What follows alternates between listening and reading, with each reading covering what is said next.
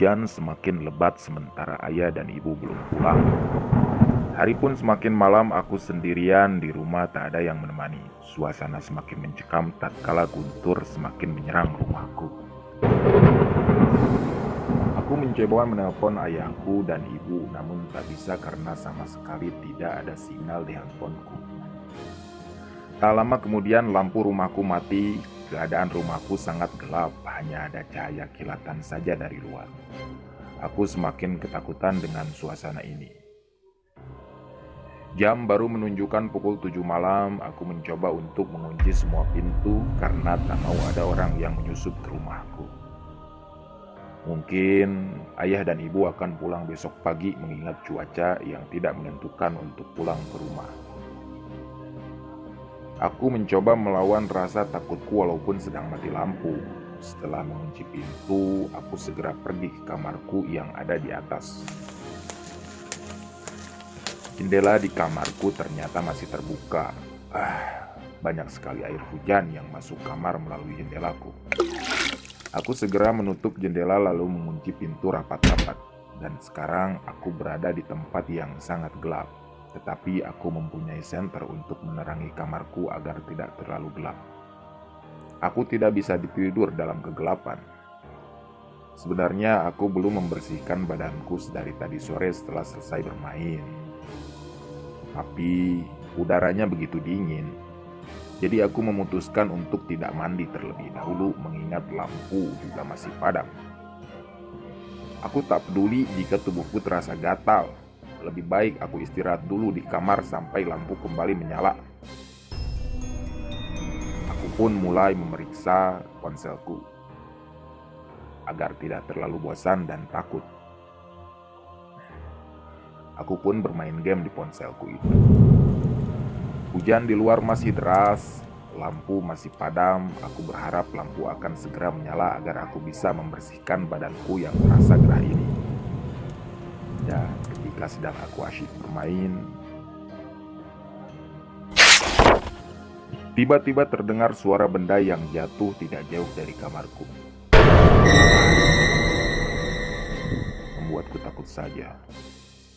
Tapi aku berasumsi jika yang menjatuhkan benda itu hanyalah tikus karena sudah terbiasa. Tetapi jika bukan tikus, mungkin benda itu terjatuh karena angin yang kencang dari luar. Aku terus saja mencoba untuk menenangkan diriku. Jangan sampai aku terlalu takut, walaupun badanku bergetar tak karuan. Aku mencoba untuk tenang dan sabar menunggu lampu yang menyala kembali. Sudah hampir jam 9 malam. Lampu masih juga belum menyala, namun hujan sudah semakin kecil. Yang terdengar di luar hanya suara gerimis, tidak seperti tadi suara hujan yang begitu kencang menerjang atap rumahku. Badanku semakin terasa tidak karuan, banyak sekali keringat mengucur di badanku. Dan batu ponselku akan semakin habis. Senterku pun semakin meredup. Aku tidak bisa terus-terusan menunggu sampai lampu menyala. Aku harus pergi ke kamar mandi, karena badanku sudah terasa gatal. Dan akhirnya untuk menerangi kamar mandi, aku pun mencari lilin. Semoga saja di rumahku ini tersimpan lilin. Dan benar saja di kamarku orang tuaku masih ada lilin. Aku pun pergi ke dapur untuk mengambil korek api untuk menyalakan lilin. Setelah itu aku segera mengambil handuk dan pergi ke kamar mandi untuk membersihkan badanku yang sudah terasa gatal ini. Saat aku hendak membersihkan badan di kamar mandi, aku seperti mendengar suara langkah kaki seseorang. Tapi siapa? Mungkin itu hanya halusinasiku saja. Mana mungkin ada suara langkah kaki. Sementara hanya aku saja yang ada di rumah ini. Aku pun kembali melanjutkan untuk membersihkan badanku dan menghiraukan suara langkah kaki tadi.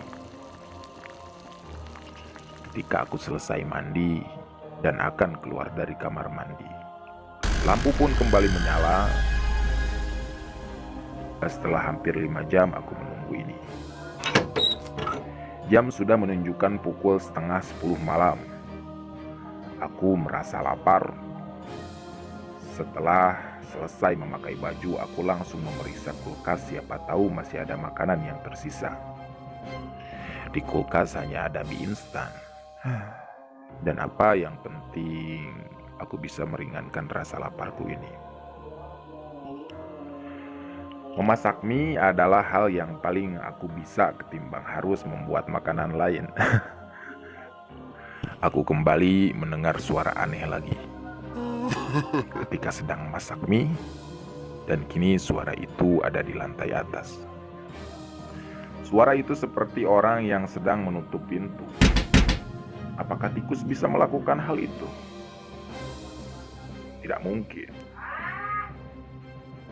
Pasti ada yang tidak beres di atas. Aku mencoba memeriksa apa yang terjadi di lantai atas. Ketika tiba-tiba di atas, aku tidak menemukan hal yang aneh sama sekali.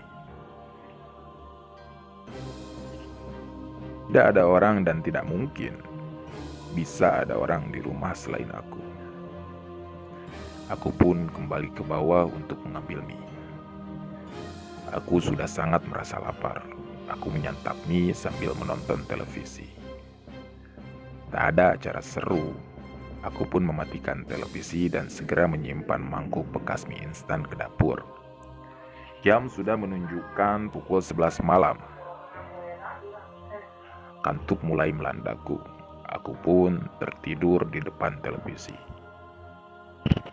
Sekitar jam 12:30 malam aku terbangun. Aku merasa ada yang mengantuk pintu kamarku. Aku rasa itu hanyalah mimpi, tapi aku merasakannya dengan nyata. Aku mencoba untuk membuka pintu kamarku, namun tidak ada siapa-siapa di luar. Dan setelah itu aku tidak bisa tertidur karena aku mulai merasakan ada yang aneh di rumah ini. Aku semakin merasa tidak mungkin kalau menyusul kedua orang tuaku ke rumah kerabatnya, kecuali hari sudah tengah malam.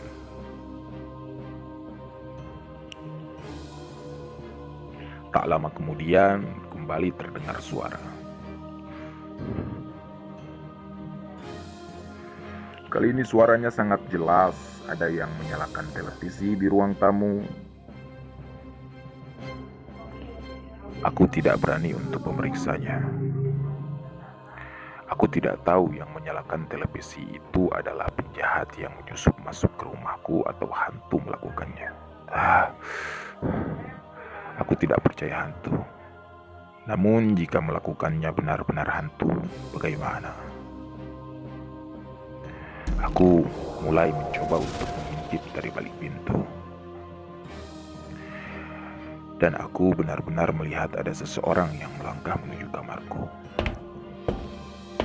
Dia bukan hantu, tapi dia adalah manusia sepertiku. Kenapa orang itu bisa ada di rumahku? Sementara semua pintu rumah sudah aku kunci rapat-rapat ketika aku baru pulang dari bermain tadi sore. Aku harus mengunci kamarku ini kalau tidak bisa masuk ke kamarku dan membunuhku. Aku sama sekali tidak menyangka orang itu bisa tahu rumahku di sini. Tadi aku berlari sekencang mungkin untuk menghindarinya. Aku tidak berniat untuk mengerjainya ketika tadi aku sedang bermain bola. Habisnya dia ingin mengambil bolaku lalu memakannya.